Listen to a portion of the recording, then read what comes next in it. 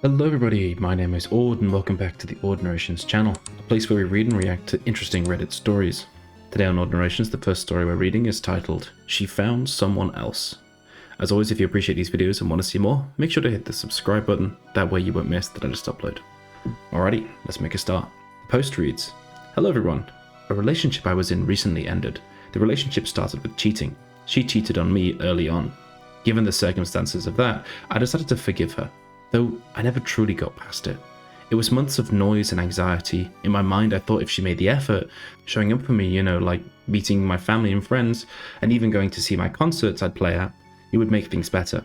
She never did any of that, and so my anxiety only got worse. I tried to leave multiple times, but she would beg to stay. I took it as maybe things would change. Then, one day, she finally decides to leave me, just a few days after she had begged me to stay. Turns out, she already had someone she was interested in and left. In my mind, I feel so worthless and so sad. I just wanted to be loved, and now I have so much anxiety. I know I wanted to leave, but now it's over, I'm having such a hard time coping. Any advice? That's tricky.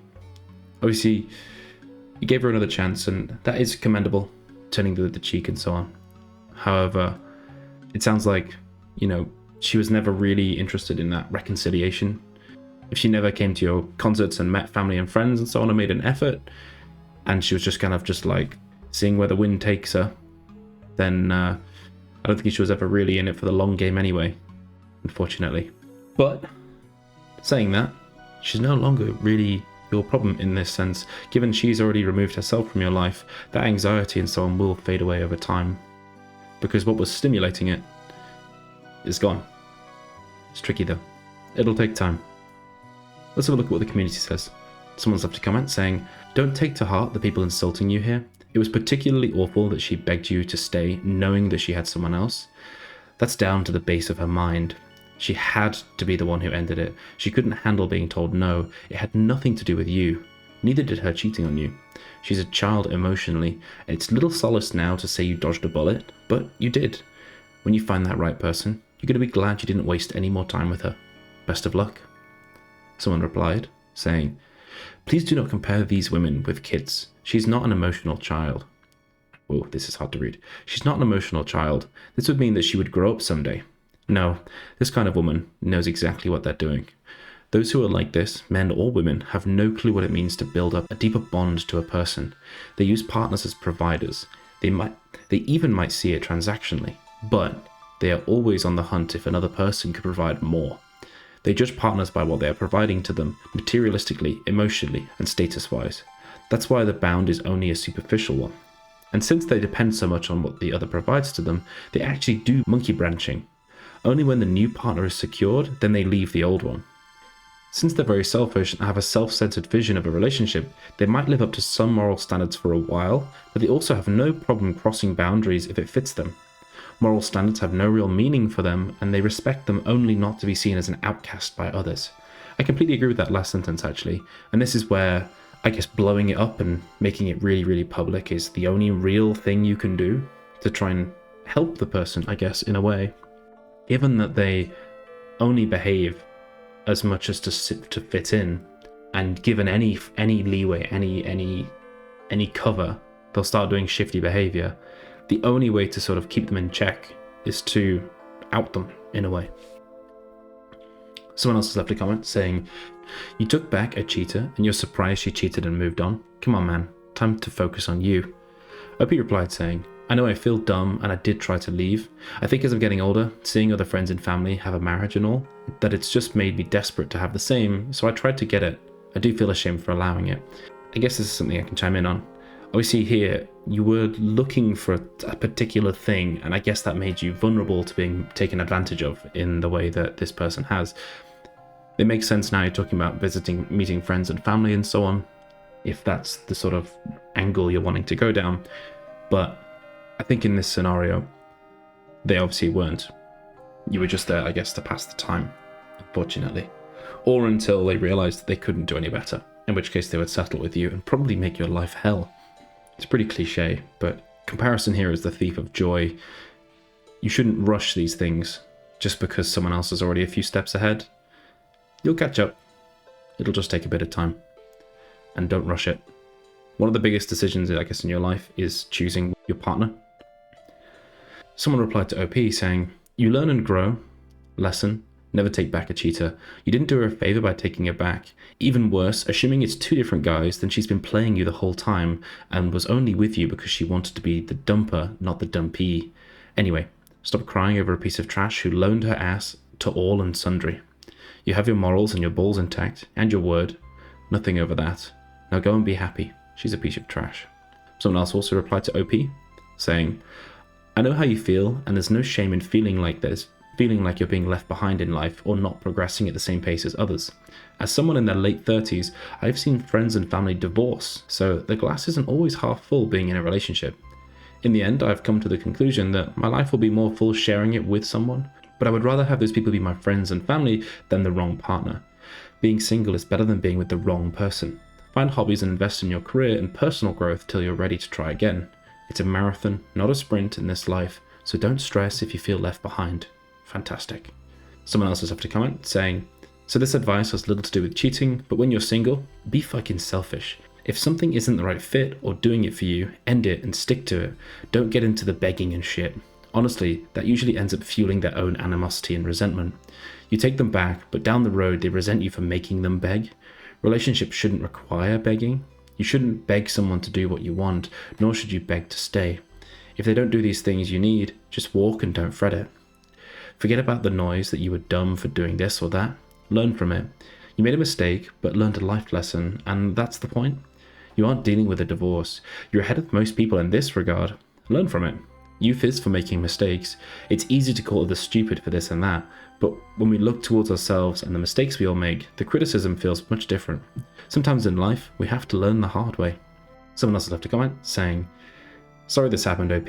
Could you have done things differently? Yes, but if you're in love and you made a mistake, we all do that. Don't beat yourself up over it. She's a cheater. This guy she moved on to will have the same thing happen to him, unless he does it first. Look at it like this. You're not married, you don't have kids, and she's already done you the favor and fucked off out of your life. Personally, I think you should have a party because you just dodged an artillery shell. Next time, go with your gut. If it says leave, then be that. Then get that done and don't divvy about like you did. Life's far too short, and you're probably a nice guy. Be nice. Don't let people do shit like this to you ever again. OP replied saying, thank you, this means a lot. I just wanted some evidence that they wanted change, but I also wanted so badly for it to be the person I end up with. It grows so tiring to come from failed relationships. I just think if I could be better, it would work. Someone replied saying, I feel for you, fella. Stop trying so hard to hope that the next one is the one. You might need to date a few to find her, but she's out there. I'm so glad I'm an old fart and don't have to worry about dating anymore. What I'm seeing now is a cesspool. Indeed. Someone else left a comment saying, OP, I'm so sorry for what you're going through. I relate to you heavily, although the timeline is a bit different. We were together for 5 years, and he cheated on me 2 years in. I only found out 10 months ago. He said he already ended things by avoiding and letting things evaporate by itself, but it's the other woman who DM'd me, saying me he's still leading her to believe that they're still together. When I found out he cheated on the other woman, I still gave him a chance. If he owns up by himself, it'd be better, I said to myself. I waited, but he didn't. So I confronted him about their closeness, but not the fact that they'd slept together. I gave him the chance to own up to it, and he didn't and deflected. Then gave him the chance to show more effort to fix things, which he did. And trying to convince myself that this is enough. Keep wanting to believe that now. Things would change. I wanted a future with him. Tried to end things multiple times, but he'd convinced me he'd be better. But in the end, he asked for a break because we couldn't convince his parents to approve of our relationship. And now he's gone, and seems to be doing just fine cutting me off for the past week. OP, you're not wrong to give someone a chance. I also believe people make mistakes sometimes, especially when we're maturing. I feel you in the way that when we care about someone so much, we want to put in the work to be understanding and passionate and help them be a better person, even at the expense of our own emotional well-being for the moment. We push through because we thought it'd be worth it. Maybe that would work for someone who recognized and appreciate the chance you gave them and truly wanted to be better. Ironically, I think, sorry, this is an aside, the kind of person who would appreciate and recognize this opportunity or chance isn't the kind of person who would ever get that opportunity or chance, as in they wouldn't ever need it. But I don't know, I'm just pontificating. They continue. But your ex didn't care about the chance of actually working things out and decided to bail. It might feel unfair now, all the effort and compromises you made, and she left easily. the way you're so distraught about it, but she seemed to be doing great and guilt-free. Her decisions are outside of your control, and thus it doesn't define you as a person. I guess the first step I took to cope was to realize that I didn't waste or embarrass myself by giving him a chance. My decision was well-intentioned. It was his loss and he fumbled it. So are yours. You're not worthless for being graceful giving someone who wronged you a chance. You dodged a bullet, and now you're safe. And we should evaluate why we think this is all you deserve. Imagine getting someone who's every bit as dedicated as you are. It'll be much better and peaceful. P replied, saying, I'm so sorry that this happened to you. It was hard. I just wanted to see change, to see a deeper level of commitment. It hurts that it was easier for her to find someone else than it was to sit in on a concert or say hi to my parents or just to like a Facebook post. The anxiety killed me. I tried, and my anxiety got worse because of it. Thank you for your story, and thank you for taking the time to read mine. I think the commenter replied saying, that sucks, isn't it? I relate to just looking out for even the smallest bit of effort and commitment. Over time, my expectations got lower and lower. I hope you get a way to cope with the anxiety and feel better soon. You really deserve better. If she wanted to, she would. If it was going to one of your concerts, and if it was me, and I'm committed to you, I'd be more than happy to come. I'd help you prepare beforehand. I might buy flowers to give you after, or at least a drink. If I couldn't be there, I'd make sure to show my support in any other way. Posting about it, like or sharing your post, anything.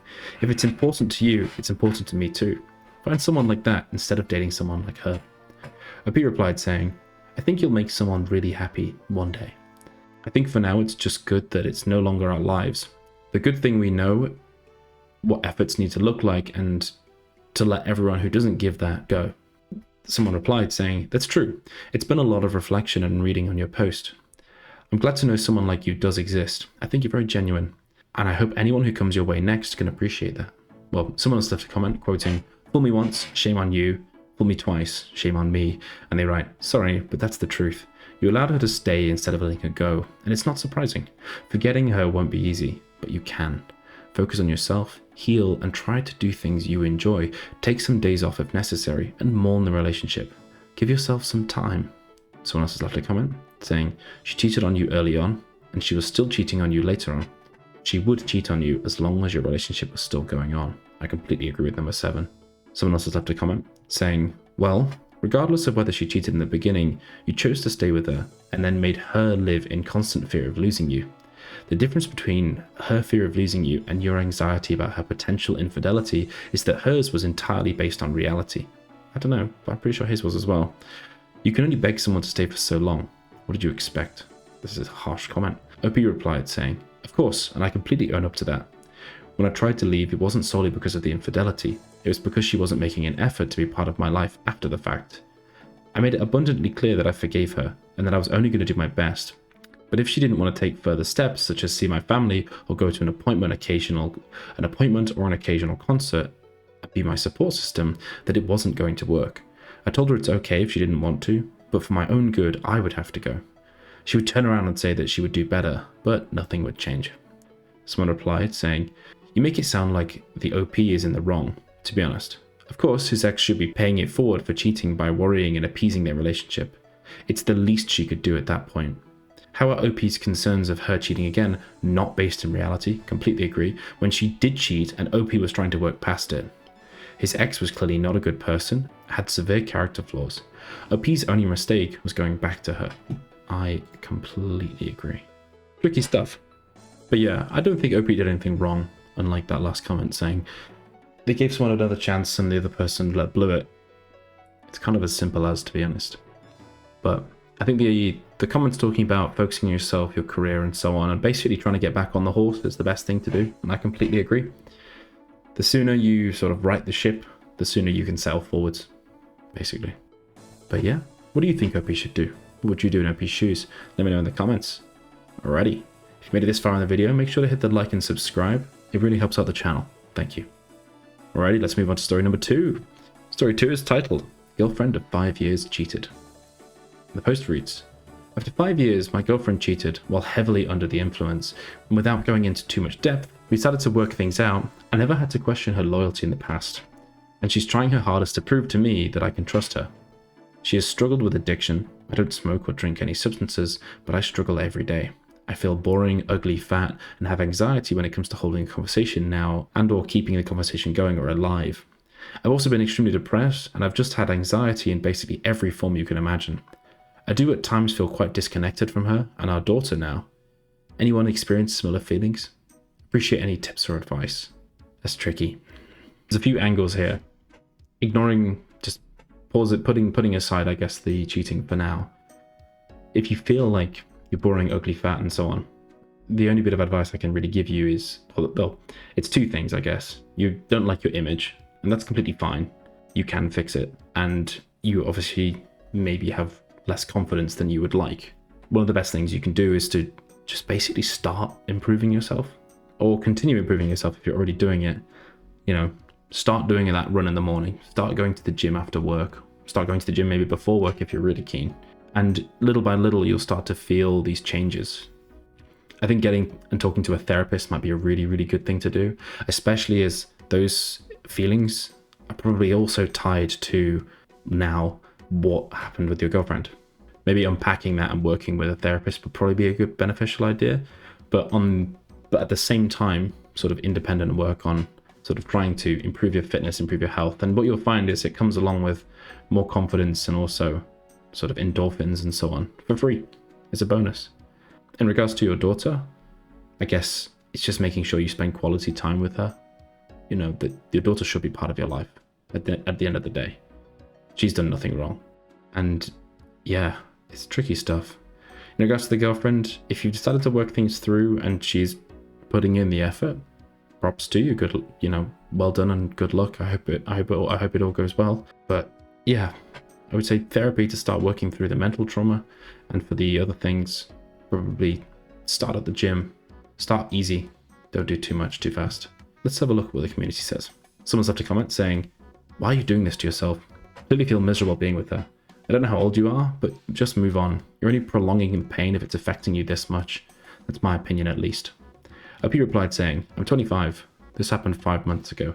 Initially when she came home, we were so happy for about 2 months. There were still arguments and some anxiety and some questions and whatnot. But I felt so connected and like myself, and then one day I woke up and it was just so intense and hadn't subsided like I'd hoped or progressed in the right direction. What makes you say your response?"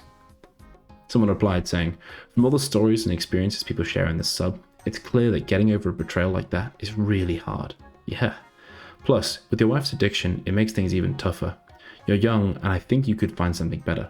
Maybe it's worth rethinking your decision at least, maybe taking a break to see how it feels, and whether the anxiety starts to fade." Someone replied to OP saying, "You'll never be able to trust her again. That's what you're struggling with. Even if you forgive, you'll never forget how she betrayed you. It'll always linger, and it will fester and eat at you. If she could do it once, she could easily do it again, especially now that you've shown her you'll forgive her for it." Someone else left a comment saying, "If they cheat once, the capability to do it again is high." Agreed. Someone else left a comment saying, "You'll never be able to trust her. Never. Let her go as she appears to be a bad apple in general." Someone else left a comment quoting, "My girlfriend cheated while heavily under the influence," and they write, "What they mean is being drunk gave them the courage to do what they've been wanting to do." They also quote, "We decided to work things out. I never had to question her loyalty in the past, but she's trying her hardest to prove to me that I can trust her." And they write, "I'm willing to bet that a significant portion of people in this sub have been in this spot too, and it happened again down the road. Proving trust occurs naturally without conscious thought. When they say they're trying to prove it, that's an act, especially if they point out moments of displaying trust. A big red flag." They also quote, "I've also been extremely depressed and just had anxiety in basically every form you can imagine."